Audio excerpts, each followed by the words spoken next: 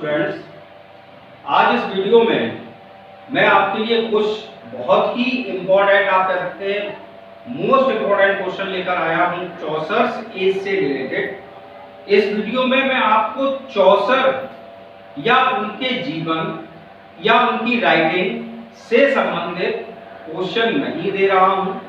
वो मैं जब आपको एक एक राइटर के बारे में समझाऊंगा तब मैं आपको क्वेश्चन दूंगा। अभी मैं सिर्फ और सिर्फ आपको चौसर एज, जो कंटेम्पररी सोसाइटी थी चौसर की, उससे रिलेटेड क्वेश्चन में लेकर आया हूं। तो आप देख रहे हैं the age of Chaucer 1340 to 1400। तो इसमें मैंने कुछ क्वेश्चन आपके सामने लिखे हैं। मैं एक एक क्वेश्चन आपको समझाता हूं। इससे पहले मैंने आपके लिए चौसर एज का वीडियो में लेकर आया था, उसमें मैंने आपको समझाया था चौसर एज के बारे में। और उस दिन भी मैंने कहा था कि इस वीडियो को ध्यान से आप लोग फॉलो करिए, ध्यान से सुनिए। इसी से रिलेटेड मैं क्वेश्चन आपके लिए लेकर आऊंगा। तो उसी से कनेक्टेड ये क्वेश्चन है। पहला क्वेश्चन है why Chaucer age is called medieval, यानी कि चौसर युग जो है उसको मध्यकालीन यानी कि मेडिवल क्यों कहा जाता है। तो उसके पीछे आपके कुल 4 कारण हैं। Because it was the age of, पहला शिवेलरी यानी कि बहादुरी, दूसरा वॉर यानी कि युद्ध, तीसरा लव यानी कि प्रेम, और चौथा रिलीजन। तो ये 4 चीजों के कारण चौसर एज को मेडिवल कहा गया है। Because it was the age of chivalry, war, love and religion. Question number 2, why Chaucer age is called modern. अब देखिए आप, चौसर एज को मेडिवल कहने के साथ साथ चौसर एज को मॉडर्न भी कहा जाता है।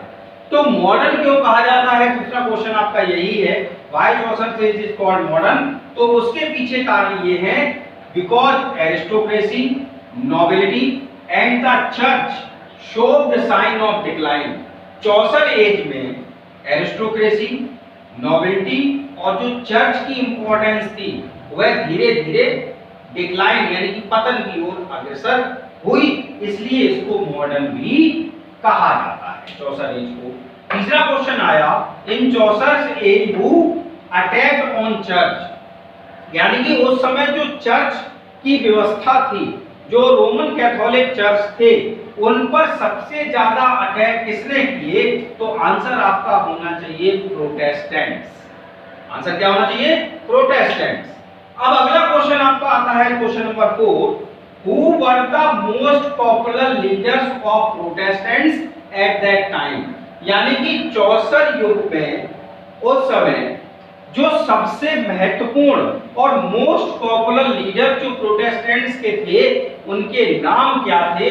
तो आंसर होगा आपका लैंगलैंड और वाइक्लिफ। लैंगलैंड और वाइक्लिफ ये लीडर्स थे प्रोटेस्टेंट्स के, जिन्होंने की चर्च व्यवस्था पर, जो रोमन कैथोलिक चर्च थी उनमें जो करप्शन था, अत्यधिक भ्रष्टाचार था, उस पर अटैक किया। अगला क्वेश्चन आता है, who was the king of England when Chaucer born, यानी कि जब चौसर का जन्म हुआ उस समय इंग्लैंड के राजा कौन थे। तो अगर आपने मेरा पहला वाला वीडियो देखा होगा तो आपको पता है इसका आंसर, और the answer is Edward third.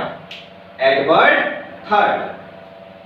Next question, question number 6, whose reign was the midsummer of English chivalry, यानी कि ऐसा इंग्लैंड का कौन सा राजा हुआ जिसके शासन काल को इंग्लैंड में मिडसमर ऑफ इंग्लिश चिवैलरी कहा गया।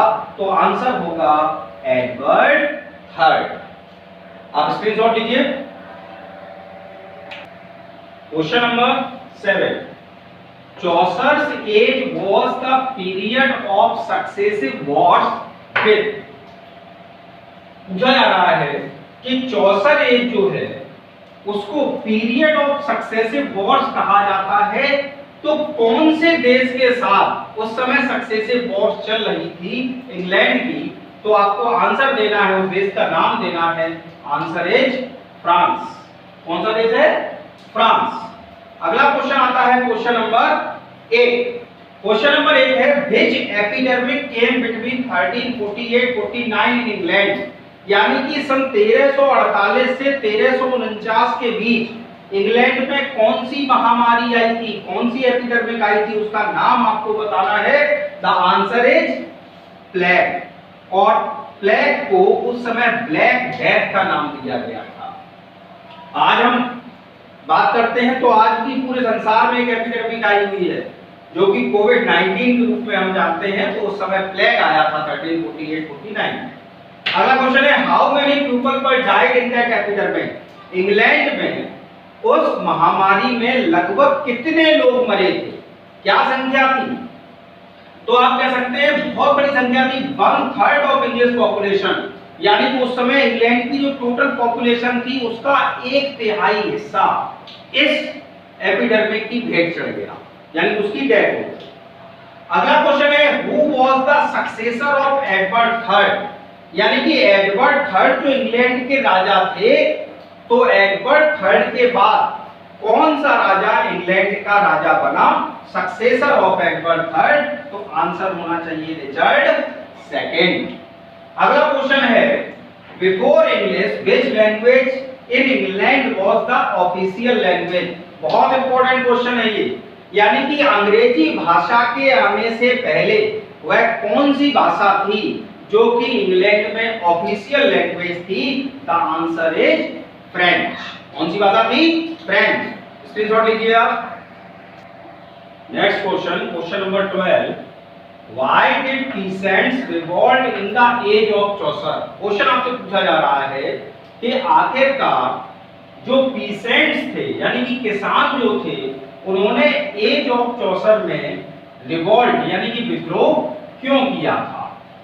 तो मैंने वीडियो में आपको समझाया था कि लगातार फ्रांस के साथ जैसा कि युद्ध चल रहा था, तो उस कारण से जो किसान थे इंग्लैंड के, उन पर बहुत अधिक मात्रा में टैक्स लगा दिया गया।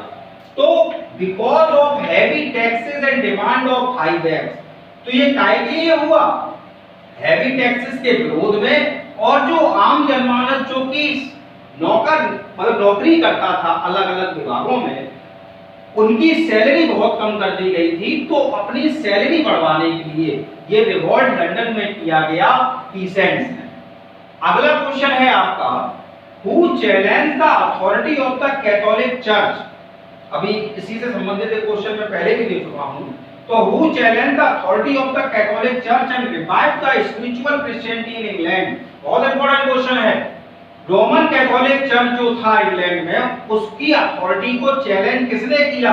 और सिर्फ चैलेंज नहीं किया, बल्कि स्पिरिचुअल आध्यात्मिक क्रिश्चियनिटी को रिवाइव करने का काम इंग्लैंड में किसने किया?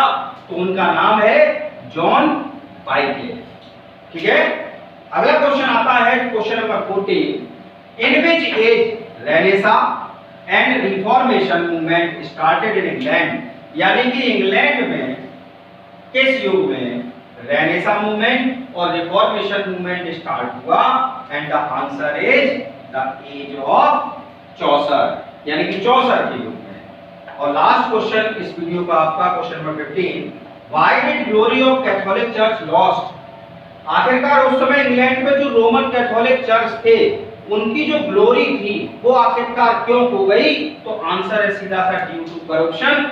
उस समय जो चर्च में करप्शन चल रहा था, भ्रष्टता चल रही थी, उस कारण से कैथोलिक चर्च अपनी जो ग्लोरी थी उसको खो गए थे।